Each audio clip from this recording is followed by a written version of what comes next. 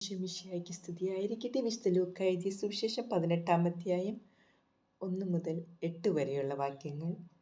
ഭഗ്നാശരാകാതെ എപ്പോഴും പ്രാർത്ഥിക്കണമെന്ന് കാണിക്കാൻ യേശു അവരോടൊരു ഉപമ പറഞ്ഞു. ദൈവത്തെ ഭയപ്പെടുകയോ മനുഷ്യരെ മാനിക്കുകയോ ചെയ്യാത്ത ഒരു ന്യായാധിപൻ ഒരു പട്ടണത്തിൽ ഉണ്ടായിരുന്നു. ആ പട്ടണത്തിൽ ഒരു വിധവയും ഉണ്ടായിരുന്നു. അവൾ വന്ന് അവനോട്, എതിരാളിക്കെതിരെ എനിക്ക് നീതി നടത്തി തരണമേ എന്നപേക്ഷിക്കുമായിരുന്നു. കുറേ നാളത്തേക്ക് അവനത് ഗൗനിച്ചില്ല.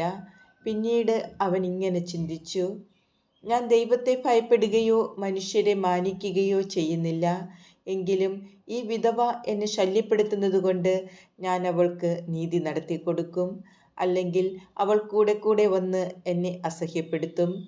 കർത്താവ് പറഞ്ഞു, നീതിരഹിതനായ ആ ന്യായാധിപൻ പറഞ്ഞതെന്തെന്ന് ശ്രദ്ധിക്കുവിൻ.